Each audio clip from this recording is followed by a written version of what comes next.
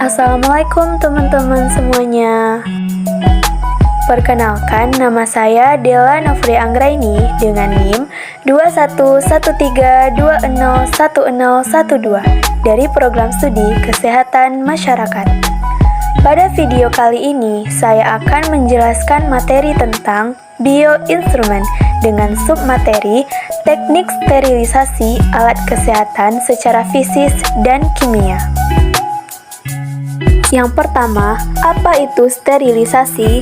Sterilisasi adalah proses membunuh segala bentuk kehidupan mikroorganisme yang ada dalam sampel dengan menggunakan metode-metode tertentu. Teknik sterilisasi ada dua macam. Yang pertama secara fisik dan yang kedua secara kimia. Yang pertama secara fisik. Secara fisik terdapat beberapa metode. Yang pertama, metode radiasi. Metode radiasi dalam mikrobiologi radiasi gelombang elektromagnetik yang banyak digunakan adalah radiasi sinar ultraviolet, radiasi sinar gamma atau sinar X, dan sinar matahari. Sinar matahari banyak mengandung sinar ultraviolet, sehingga secara langsung dapat dipakai untuk proses sterilisasi. Sinar ultraviolet yang diserap oleh sel organisme yang hidup, khususnya oleh nukleotida, maka elektron-elektron dari molekul sel hidup akan mendapat tambahan energi. Sinar gamma mempunyai tenaga yang lebih besar daripada sinar ultraviolet dan merupakan radiasi penyion. Sterilisasi dengan penyinaran sinar gamma berdaya tinggi dipergunakan untuk objek-objek yang tertutup plastik, seperti stik untuk swab, jarum, maupun suntik. Untuk makanan maupun obat-obatan tidak boleh menggunakan sinar gamma untuk sterilisasi. Oleh karena itu, akan terjadi perubahan struktur kimia pada makanan maupun obatan-obatan tersebut. Yang kedua, metode pemanasan dengan uap air dan tekanan. Metode pemanasan dengan uap dan autoclave, benda yang akan disterilkan diletakkan di atas lempengan saringan dan tidak langsung mengenai air di bawahnya. Pemanasan dilakukan hingga air mendidih, diperkirakan pada suhu 100 derajat Celcius. Banyak jenis spora hanya dapat mati dengan pemanasan 100 derajat Celcius selama 30 menit. Tetapi ada beberapa jenis spora dapat bertahan pada temperatur ini selama beberapa jam. Spora-spora yang dapat bertahan selama 10 jam pada temperatur 100 derajat Celcius dapat dimatikan hanya dalam waktu 30 menit apabila air yang mendidih ini ditambah dengan natrium karbonat.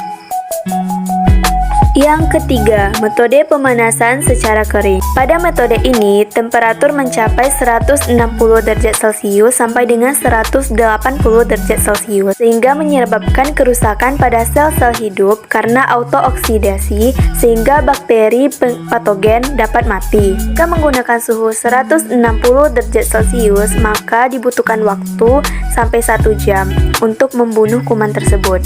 Sedangkan jika menggunakan suhu 180 derajat Celcius, maka digunakan waktu setengah jam untuk dapat membunuh bakteri patogen tersebut. Metode ini biasanya dilakukan untuk alat-alat seperti pipet, tabung reaksi, jarum operasi, jarum suntik, dan lain-lain.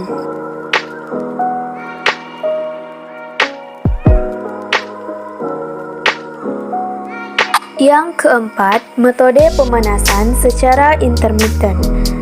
Menurut John Tyndall 1877 memperoleh dari hasil penelitiannya bahwa pada temperatur didih 100 derajat Celcius selama 1 jam tidak dapat membunuh semua mikroorganisme. Tetapi apabila air dididihkan berulang-ulang sampai 5 kali dan setiap air mendidih istirahat berlangsung 1 menit akan sangat berhasil untuk membunuh kuman.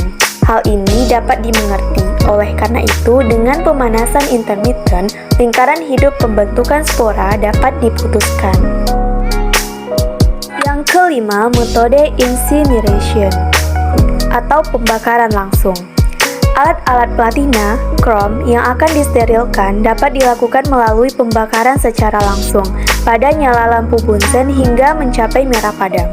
Hanya saja, dalam proses pembakaran langsung ini, alat-alat tersebut lama-kelamaan menjadi rusak. Keuntungannya, mikroorganisme akan hancur semuanya. Dan keenam, metode penyaringan atau filtration.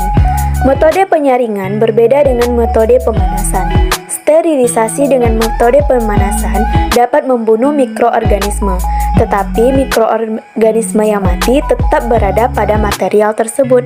Sedangkan sterilisasi dengan metode penyaringan, mikroorganisme tetap hidup, hanya dipisahkan dari materialnya. Bahan filter atau penyaringan adalah sejenis porselin yang berpori.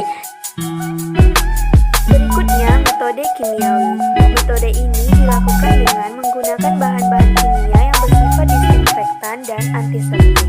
Oleh karena itu, metode ini dinamakan dengan metode kimiawi karena melibatkan bahan-bahan kimia sebagai pensterilnya. Tidak semua bahan-bahan kimia dapat digunakan dalam proses sterilisasi kimiawi. Ada beberapa bahan yang digunakan diantaranya seperti senyawa alkohol, klorin, iodium, fenol, hidrogen peroksida, rosalin, deterjen,